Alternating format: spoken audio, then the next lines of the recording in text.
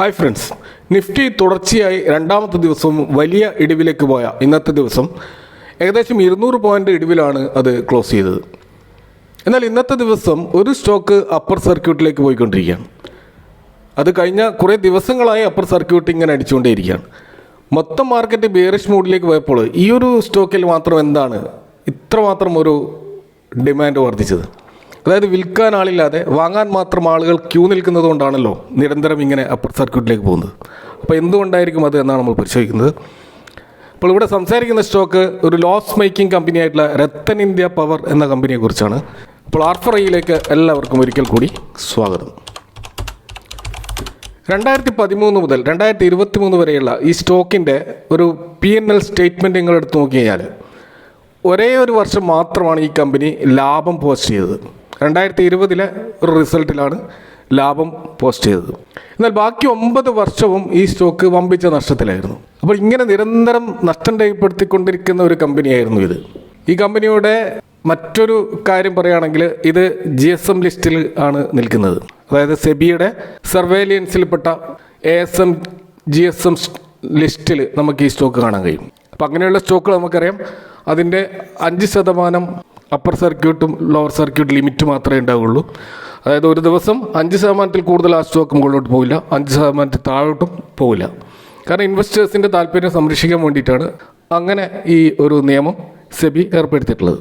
അപ്പോൾ price manipulation നടക്കാൻ സാധ്യത ഉള്ളത് കൊണ്ടാണ് ഈ ഒരു പെന്നി സ്റ്റോക്കായ അതേപോലെ ഫിനാൻഷ്യലി ലോവർ പെർഫോം ചെയ്യുന്ന ഈ ഒരു സ്റ്റോക്കിനെ സെബി ഈ ഒരു ലിസ്റ്റിൽ ഉൾപ്പെടുത്തിയിട്ടുള്ളത്.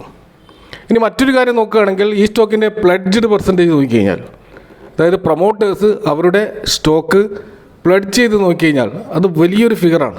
50% താഴെ പ്രൊമോട്ടർ ഹോൾഡിംഗ് ഉള്ളൂ. ആ പ്രൊമോട്ടർ ഹോൾഡിംഗ് ആണ് 88% ഇവർ പ്ലഡ്ജ് ചെയ്തിരിക്കുന്നത്.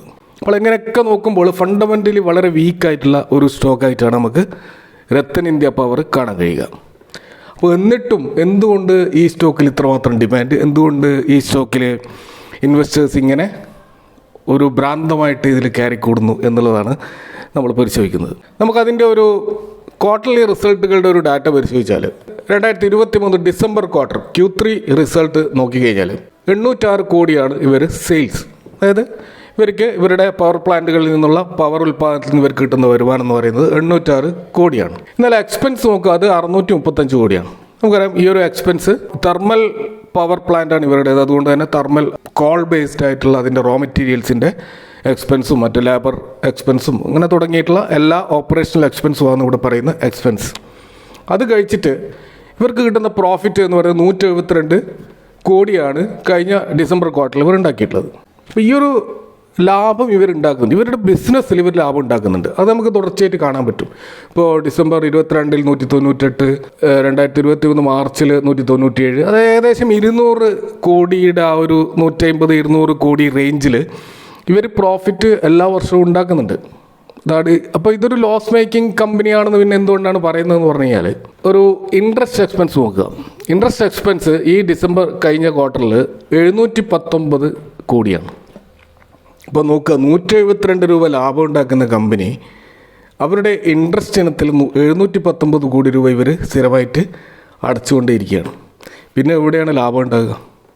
ഇതാണ് ഈ സ്റ്റോക്കിൽ സംഭവിക്കുന്ന കാര്യം. അപ്പോൾ നിങ്ങൾക്ക് അവിടെ കാണാൻ പറ്റും കഴിഞ്ഞ ഒരു 5 ക്വാർട്ടറിൽ 500 കോടി 600 കോടി ആ ഒരു റേഞ്ചിൽ ഈ സ്റ്റോക്ക് നഷ്ടം രേഖപ്പെടുത്തിക്കൊണ്ടേയിരിക്കുകയാണ്. കാരണം നഷ്ടം ഉള്ള ഒരു കമ്പനിയെ സംബന്ധിച്ചുള്ള അവർ ടാക്സ് അടക്കേണ്ടതില്ല. അതുകൊണ്ട് ടാക്സ് ഇനത്തിൽ ഇവർ നല്ല പൈസ ലാഭം ഉണ്ടാക്കുന്നുണ്ട്. പക്ഷേ നെറ്റ് പ്രോഫിറ്റ് നോക്കുക, അത് മൊത്തത്തിൽ നഷ്ടത്തിലാണ് നമുക്ക് കാണാൻ കഴിയുക. അതുപോലെ EPS നോക്കുക, അതും മൈനസിലാണ് നമുക്ക് കാണാൻ കഴിയുന്നത്. അപ്പോൾ ഈ കമ്പനി യാതൊരുവിധ ഏണിങ്സും ഉണ്ടാക്കുന്നില്ല. ഇതിൻ്റെ ഷെയർ ഹോൾഡർമാർക്ക് ഒരു പൈസ പോലും ഇവർ ലാഭം ഉണ്ടാക്കി കൊടുക്കുന്നില്ല. അങ്ങനെയുള്ളൊരു കമ്പനിയായിരുന്നു ഇത്. അപ്പോൾ ഈ ഒരു കമ്പനി ലാഭത്തിൽ വരണമെങ്കിൽ എന്ത് സംഭവിക്കണം നമുക്ക് നോക്കാം. അപ്പോൾ ഇവിടെ നമ്മൾ ഈ നേരത്തെ പറഞ്ഞ ഈ സെയിൽസ്, ഡിസംബറിലെ സെയിൽസ് 806 കോടിയാണെന്ന് പറഞ്ഞു. അപ്പോൾ ലാഭം ഉണ്ടാണെങ്കിൽ ഒന്നുകിൽ ആ സെയിൽസ് കൂടണം. അപ്പോൾ ആ 800-ൽ നിന്ന് 1000 അല്ലെങ്കിൽ 2000 ഒക്കെ ആയിക്കഴിഞ്ഞാൽ ചിലപ്പോൾ ഈ കമ്പനി ലാഭത്തിലേക്ക് വന്നേക്കാം. കാരണം അവർക്ക് ഇൻട്രസ്റ്റ് എക്സ്പെൻസ് മീറ്റ് ചെയ്യാൻ പറ്റും. ഇനി അതല്ലെങ്കിൽ എക്സ്പെൻസസ് കുറയണം. എക്സ്പെൻസസ് ഒരിക്കലും കുറയില്ല. കാരണം ഈ റോ മെറ്റീരിയൽ ആയിട്ടുള്ള ഈ തെർമൽ കോളിൻ്റെ വില കൂടിക്കൊണ്ടേയിരിക്കുകയാണ്. സ്വാഭാവികമായിട്ട് അതുപോലെ ലേബർ കോസ്റ്റ് നമുക്കറിയാം, അത് എപ്പോഴും കൂടിക്കൊണ്ട് അങ്ങനെയുള്ള എക്സ്പെൻസ് കുറയാനുള്ള സാധ്യത വളരെ കുറവാണ്. അപ്പോൾ ആ രീതിയിൽ ഇത് രണ്ടും ഇവിടെ സംഭവിക്കാൻ സാധ്യത. കാരണം സെയിൽസ് 806 കോടിയിൽ നിന്ന് കൂടണമെങ്കിൽ ഇവരുടെ പവർ പ്ലാന്റിൻ്റെ കാപ്പെക്സ് കൂട്ടണം, അല്ലെങ്കിൽ അതിൻ്റെ കപ്പാസിറ്റി കൂട്ടണം. കാരണം ഓൾറെഡി ഇവർക്ക് അമരാവതിയിലും നാസിക്കിലും 2 പ്രധാനപ്പെട്ട പ്ലാന്റുകളാണുള്ളത്. ആ പ്ലാന്റിൻ്റെ ജനറേഷൻ കപ്പാസിറ്റി കൂട്ടണമെങ്കിൽ നല്ല തോതിലുള്ള ക്യാപിറ്റൽ ഇറക്കണം. അങ്ങനെ ഇറക്കാനുള്ള കടമെടുക്കാനുള്ള പോസിബിലിറ്റി വളരെ കുറവാണ്. കാരണം ഇവരുടെ 80% ഷെയറും ഇപ്പോൾ ഓൾറെഡി പ്ലഡ്ജ് ചെയ്തിട്ടാണുള്ളത്. പിന്നെ കടമെടുക്കാനുള്ള സോഴ്സ് തന്നെ ഇവർക്ക് വളരെ കുറവേ ഉള്ളൂ. അപ്പോൾ അതുകൊണ്ട് അത്തരം എക്സ്പാൻഷൻ സാധ്യമല്ല. പിന്നെ നമ്മൾ നോക്കേണ്ടത് അതർ ഇൻകം എന്ന നിലക്ക് പൈസ വരണം. കാരണം ഇവിടെ നമുക്ക് എപ്പം കാണാൻ പറ്റും ഇവരുടെ ആ ഒരു ക്വാർട്ടർലി റിസൾട്ടിൽ അതർ ഇൻകം എന്ന രീതിയിൽ 80 കോടിയോളം എല്ലാ മാസവും എല്ലാ ക്വാർട്ടറിലും ഇവർക്ക് കിട്ടിക്കൊണ്ടിരിക്കുന്നുണ്ട്. അപ്പോൾ അത് വർദ്ധിക്കണം. അപ്പോൾ ഈ അതർ ഇൻകം എന്ന് പറഞ്ഞു കഴിഞ്ഞാൽ അത് അവർക്ക് കിട്ടാനുള്ള പേയ്മെൻറ്റാണ്.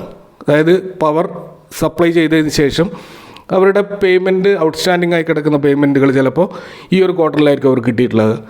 അതായിരിക്കാം ഇവിടെ അതർ ഇൻകം എന്ന രീതിയിൽ വരുന്നത്. അതല്ലാതെ അതർ ഇൻകം വരാൻ സാധ്യത ഒന്നുകിൽ ഇവരുടെ ഏതെങ്കിലും പ്ലാന്റുകൾ ഇവർ വിൽക്കണം, അതല്ലെങ്കിൽ എവിടെയെങ്കിലും ഇൻവെസ്റ്റ് ചെയ്ത പണത്തിൽ നിന്ന് ഇവർക്ക് എന്തെങ്കിലും ലാഭം കിട്ടണം. ആ രീതിയിലാണ് അതർ ഇൻകം വർദ്ധിക്കേണ്ടത്.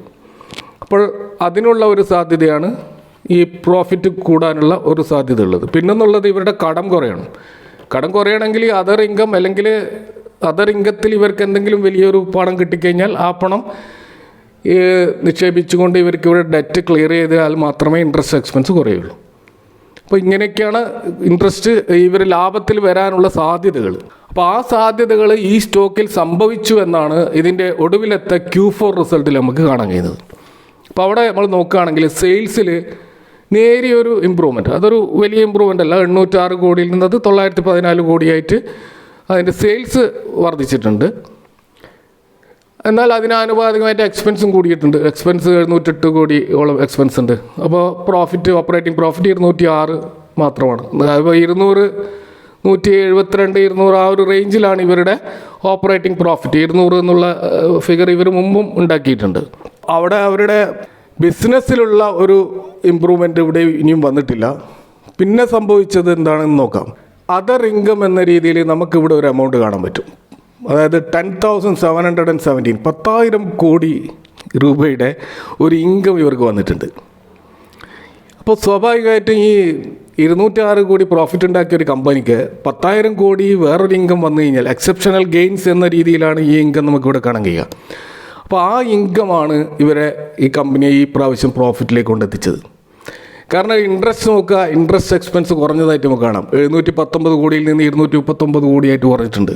കാരണം സ്വാഭാവികമായിട്ട് ഈ 10,000 കോടി കിട്ടിയപ്പോൾ അവർ സ്വാഭാവികമായിട്ടും ഏതെങ്കിലും ഔട്ട്സ്റ്റാൻഡിങ് ഡെപ്റ്റ്, അതായത് ഇവരുടെ വലിയൊരു ഡെറ്റ് ഇവർ എടുത്തിട്ടുള്ള ഏതെങ്കിലും ബാങ്കിൻ്റെ ഡെറ്റ് ഇവർ അടച്ചിട്ടുണ്ടാവും. സ്വാഭാവികമായിട്ടും ആ ഇൻട്രസ്റ്റിൽ നിന്ന് ഇവർക്ക് രക്ഷപ്പെട്ടു. അങ്ങനെയാണ് ഇവിടെ ഡെപ്റ്റ് കുറഞ്ഞതായിട്ട് കാണുന്നത്. അപ്പോൾ അതുകൊണ്ട് തന്നെ മൊത്തത്തിലെ നെറ്റ് പ്രോഫിറ്റ് നമുക്കിവിടെ കാണാൻ പറ്റും. അത് 10,666 കോടി നെറ്റ് പ്രോഫിറ്റാണ്, റെക്കോർഡ് നെറ്റ് പ്രോഫിറ്റാണ് ഇവർ രേഖപ്പെടുത്തിയത്. അപ്പോൾ സ്വാഭാവികമായിട്ടും ഈ സ്റ്റോക്ക് അപ്പർ സർക്യൂട്ട് പോയിട്ടില്ലെങ്കിൽ അത്ഭുതമുള്ളൂ. ഔട്ട്സ്റ്റാൻഡിങ് ഇൻകം വന്നത് എങ്ങനെയാണ് എന്ന് നമുക്കിവിടെ കൃത്യമായിട്ട് കാണാൻ കഴിയും. കാരണം ഇവിടെ അസറ്റ് നോക്കുക, അസറ്റിൻ്റെ കോളത്തിൽ ഫിക്സഡ് അസറ്റിൽ 13,000 കോടിയിൽ നിന്ന് അത് 6,000 കോടിയായിട്ട് കുറഞ്ഞത് കാണാം. ഇവരുടെ ഫിക്സഡ് അസറ്റിൽ എന്തൊക്കെയോ സെയിൽസ് നടന്നിട്ടുണ്ട്. അത് ചിലപ്പോൾ ഇവരുടെ ഏതെങ്കിലും സബ്സിഡിയറി സെയിൽ ചെയ്തിട്ടുണ്ടാവാം, അതല്ലെങ്കിൽ ഇവർക്ക് ഇൻകം വന്നത് വേറെ ഈ ഔട്ട്സ്റ്റാൻഡിങ് പേയ്മെൻറ്റ് റിസീവ് ചെയ്തതുകൊണ്ട് കൂടി ആകാം. അതിൻ്റെ വ്യക്തമായ ഡീറ്റെയിൽസ് നമുക്ക് അവൈലബിൾ അല്ല. അത് തീർച്ചയായും അടുത്ത അവരുടെ ഇൻവെസ്റ്റർ പ്രസൻറ്റേഷനിലൊക്കെ അത് വരുമായിരിക്കാം. അപ്പോൾ എന്നാൽ മാത്രമേ കൃത്യമായിട്ട് എന്താണ് അവിടെ സംഭവിച്ചിട്ടുള്ളത്, എങ്ങനെയാണ് ഈ ഇൻകം വന്നിട്ടുള്ളത് നമുക്ക് മനസ്സിലാവുകയുള്ളൂ. അപ്പോൾ എന്തായാലും ഇവരുടെ ഇൻകം വന്നിട്ടുള്ള ഈ ഒരു അടിസ്ഥാനത്തിലാണെന്ന് മനസ്സിലാക്കുക. അതുകൂടാതെ ബോറോയിങ്സ് കാണുക, അവിടെ 10,000 കോടിയിൽ നിന്ന് അത് 3,562 കോടിയായിട്ട് കുറഞ്ഞത് കാണാം. അപ്പോൾ ഇവർ ഈ കിട്ടിയ പണത്തിൽ നിന്ന് നല്ലൊരു തുക ഇവർ ഈ ഡെറ്റ് ക്ലിയർ ചെയ്യാൻ വേണ്ടിയിട്ട് അടച്ചിട്ടുണ്ട്. അതിൻ്റെ ഭാഗമായിട്ട് ഇൻട്രസ്റ്റ് ബോറോയിങ്സ് 3,562 കോടിയായിട്ട് കുറഞ്ഞത് കാണാം.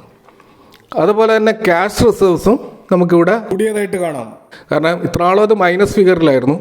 അത് -9,000 -8,000 എന്നൊക്കെയുള്ള ഫിഗറായിരുന്നു. അത് 1,000 ആയിട്ട് വലിയൊരു വർധനവ് നമുക്ക് കാണാൻ കഴിയും. അപ്പോൾ അടുത്ത ഒരു ക്വാർട്ടർ റിസൾട്ടോട് കൂടി ചിലപ്പോൾ ഇവർ ക്യാഷ് റിസർവ് പോസിറ്റീവിലാകാം. കൂടാതെ ഇവരുടെ ഡെറ്റ് ചിലപ്പോൾ പൂർണ്ണമായിട്ട് ക്ലിയർ ചെയ്തേക്കാം. അങ്ങനെയുള്ള സാധ്യത ഈ സ്റ്റോക്കിൽ ഉണ്ട്. ഇതൊക്കെയാണ് ഇൻവെസ്റ്റേഴ്സിനെ ഈ സ്റ്റോക്കിലേക്ക് ഇത്രമാത്രം അടുപ്പിക്കാനുള്ള കാരണം എന്ന് നമ്മൾ മനസ്സിലാക്കുക. അപ്പോൾ ഈ രത്തൻ ഇന്ത്യ പവറിൻ്റെ ഒരു ബിസിനസ് മോഡൽ നോക്കിക്കഴിഞ്ഞാൽ, രത്തൻ ഇന്ത്യ പവർ ഇന്ത്യയിലെ ലാർജസ്റ്റ് പ്രൈവറ്റ് പവർ ജനറേഷൻ കമ്പനികളിൽ ഒരു കമ്പനിയാണ്. നമ്മൾ ടാറ്റ പവർ പോലെ അല്ലെങ്കിൽ അദാനി പവർ പോലെ ലാർജസ്റ്റ് ആയിട്ടുള്ളൊരു 10 ടോപ്പ് 10 കമ്പനികളിൽപ്പെട്ട ഒരു കമ്പനിയാണ് രത്തൻ ഇന്ത്യ പവർ. അപ്പോൾ ഇവരുടെ ഒരു ഇൻസ്റ്റാൾഡ് കപ്പാസിറ്റി നോക്കുകയാണെങ്കിൽ 2700 മെഗാവാട്ട് കപ്പാസിറ്റി ഇവർക്കുണ്ട്. മഹാരാഷ്ട്രയിലുള്ള അമരാവതിയിലുള്ള ഇവരുടെ പ്ലാന്റിൽ 1350 മെഗാവാട്ട് കപ്പാസിറ്റിയും, അതുപോലെ നാസിക്കിലുള്ള പ്ലാന്റിൽ അതേപോലെ തന്നെ 1350 കപ്പാസിറ്റി. അങ്ങനെ രണ്ടും കൂടിയിട്ടാണ് നമുക്ക് 2700 മെഗാവാട്ട് ജനറേഷൻ കപ്പാസിറ്റിയാണ് ഇവർക്ക് ഉള്ളത് എന്ന് നമുക്ക് മനസ്സിലാക്കാം. അപ്പോൾ ഈ കമ്പനി ആക്ച്വലി ആദ്യമൊക്കെ ഇത് ഇന്ത്യ ബുൾസ് എന്ന് പറയുന്ന ഗ്രൂപ്പിൻ്റെ കയ്യിലായിരുന്നു.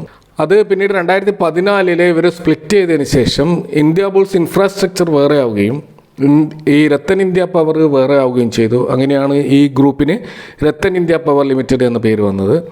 അതുകൂടാതെ ഇവർ സോളാർ സെഗ്മെൻറ്റിലും മറ്റ് റിന്യൂവബിൾ എനർജി സെഗ്മെൻറ്റിലൊക്കെ ഇൻവെസ്റ്റ് ചെയ്തിട്ടുണ്ട് എന്നാണ് അവരുടെ ബിസിനസ് മോഡലിൽ നിന്ന് നമുക്ക് മനസ്സിലാക്കാൻ കഴിയുന്നത്.